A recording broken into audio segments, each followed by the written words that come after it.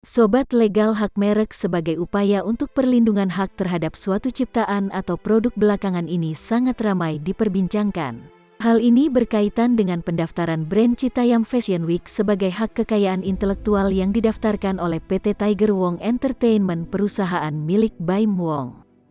Namun perlu menjadi catatan ya sobat legal, tidak semua merek yang diajukan ke Dirjen Haki pasti disetujui permohonannya.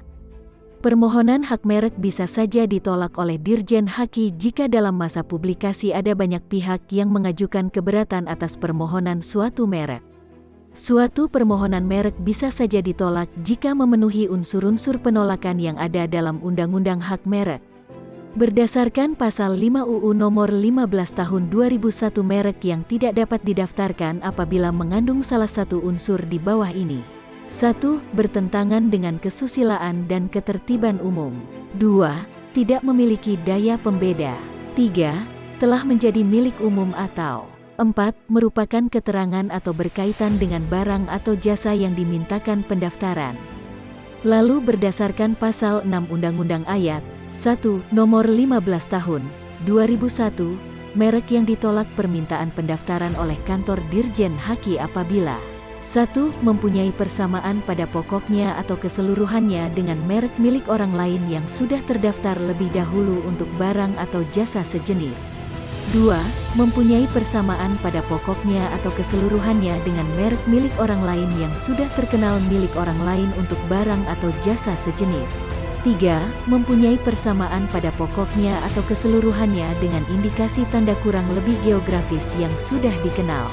Kemudian Pasal 6 Ayat 3 Undang-Undang Nomor 15 Tahun 2001, permohonan juga harus ditolak oleh Kantor Direktorat Jenderal apabila merek 1. Merupakan atau menyerupai nama orang terkenal, foto, merek dan nama badan hukum yang dimiliki orang lain yang sudah terkenal, kecuali atas persetujuan tertulis dari yang berhak. 2. Merupakan tiruan atau menyerupai nama atau singkatan nama bendera, lambang atau simbol atau emblem negara atau lembaga nasional maupun internasional, kecuali atas persetujuan tertulis dari pihak yang berwenang.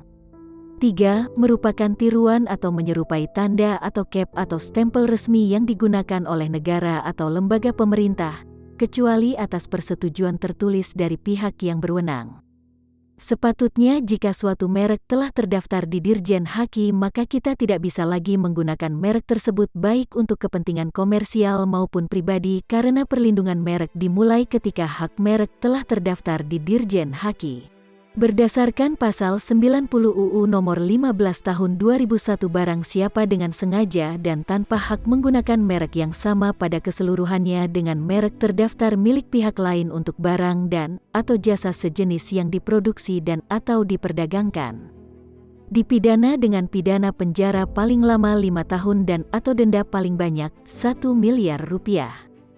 Jadi sobat legal, prinsip pendaftaran merek adalah first to file, sehingga orang yang pertama kali mendaftarkan merek berhak sebagai pemegang hak merek tersebut. Baiklah sobat legal, itulah analisa hukum mengenai kisruh perebutan brand CFW.